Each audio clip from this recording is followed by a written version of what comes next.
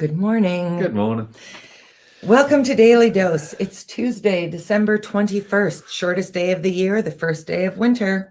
I posted a kind of wonkadoo video on my own page this morning because I had the camera started like this and then it decided to go like this. So we're getting what can only really be described as a Frosty the Snowman snow. And it's tremendously beautiful because we don't have to be anywhere today. I just want to say, in case you are thinking, my gosh, New York City looks just like Dana and Maz's basement. Yes, that's because we are not in New York City. We are not. Shortly after we got off with our spectacular conversation last Thursday with Joanna Conti. Thank you, Joanna, for that. Yes, thank you. My brother called to say that Broadway was closing left, right, and center because Omicron is just sweeping through New York City. If you've watched any news, you know that's true. And the big reason we were going to New York was to see Hamilton tonight. So we made the tough decision to stay home. And we took a little bit of a gamble because they hadn't canceled it yet for this week, but they did yesterday. So we are not in New York. We are in our basement. But we're doing something fun this week, Dr. Mary, in replacement of that. Yesterday. What are we doing?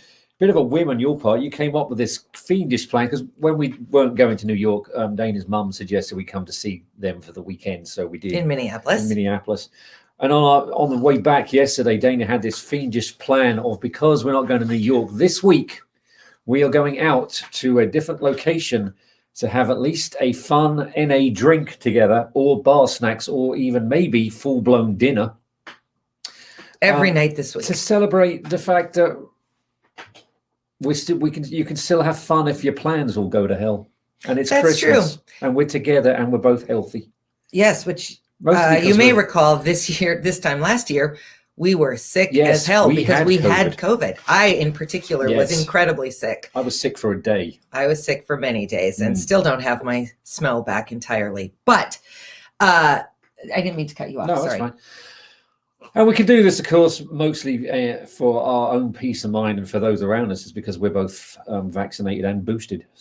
And wearing masks. And we do wear masks. We are wearing masks everywhere we go. And the other thing we're doing is we are going out for these fun drinks in the afternoon between the lunch and dinner rush. So, I will be honest, I'm not necessarily drinking the NA piece of it. Yesterday, are you ready for this? Yesterday, we went to the Blarney Stone in West Fargo, which we had never been to. It's a very nice bar. It is. It was really fun.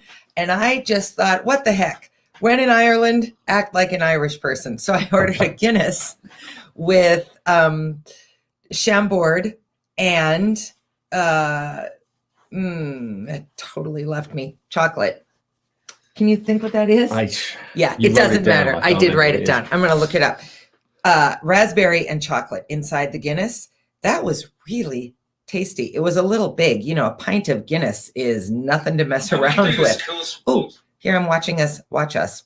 Bizarre. But anyway, that's what we did yesterday. So today we think we might go to Luna because we can walk there, which will be good. It's across the street.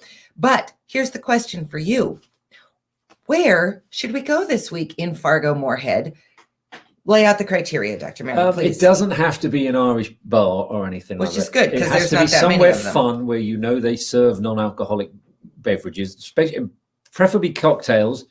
But I do like a non-alcoholic beer. And sometimes if it's busy, I prefer that because there's always there's a horror story I heard about someone celebrating 10 years of sobriety out with their friends and were actually accidentally given a real cocktail. So that does worry me. But anyway, the criteria is because even I'm going to ramble here for a second. Go ahead. Though Mary Poppins admitted herself that she was only practically perfect in every way.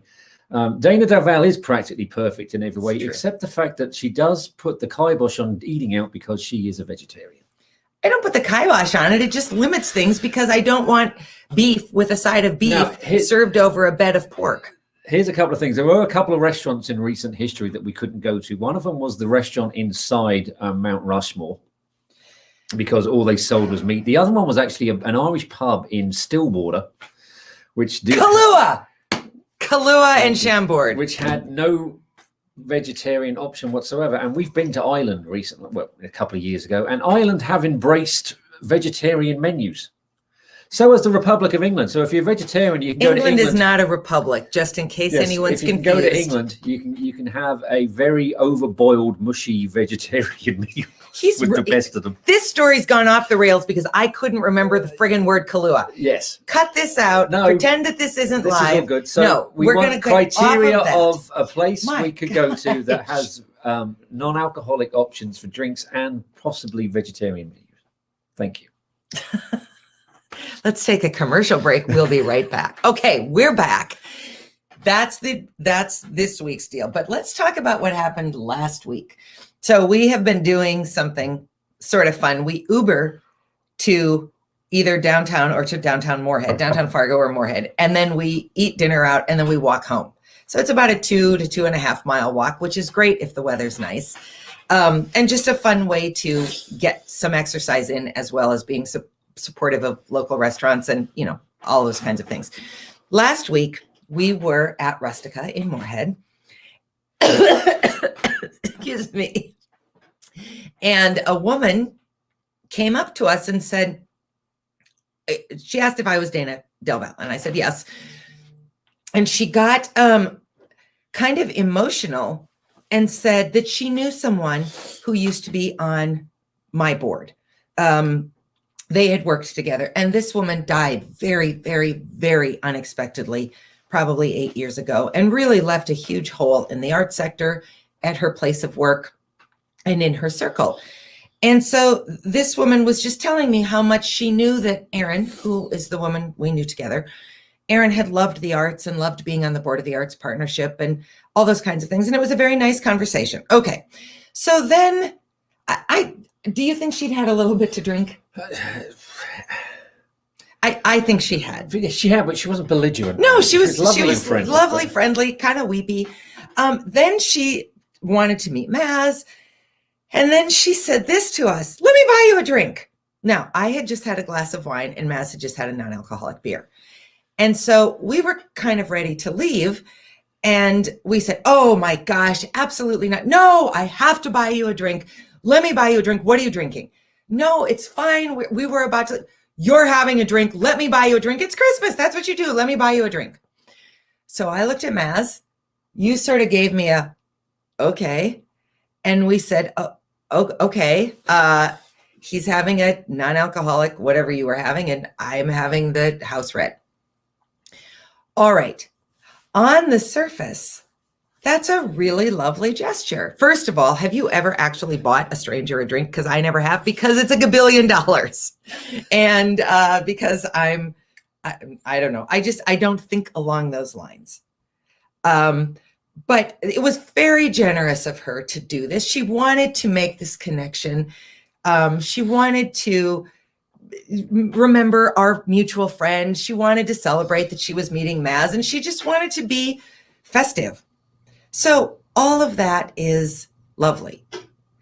But as you will discover in the conversation that's pre-recorded for this upcoming Thursday with our friend Alex Kaplan, there are lots of ways to sobriety besides AA. Mm-hmm. And AA's approach is zero tolerance. So we've talked a lot about this idea that if Maz were to accidentally or intentionally have a drink, he would go back to his group and he would sort of let them be the arbiters of, do I need to start from 24 hours and make my way forward again? In Alex's world, and in many people's world, it's about how do you have a healthy relationship with alcohol? And in some cases, that may be abstinence. Yeah. But for other people, it may be, well, I used to drink 2 bottles of wine a night and now I'm drinking 1. And I'm working my way down to 1 glass or whatever, wherever you fall in this continuum. So I'm sorry to be doing all the talking. That's all right. I thought to myself, as she was sort of insisting that we have a drink, what if Maz was on that continuum concept of sobriety and decided that what he was going to do is he was going to allow himself to have 1 real beer a night. which he did not have. But that's what, in this other alternative universe, that's Maz's sobriety. I'm going to have 1 beer a night.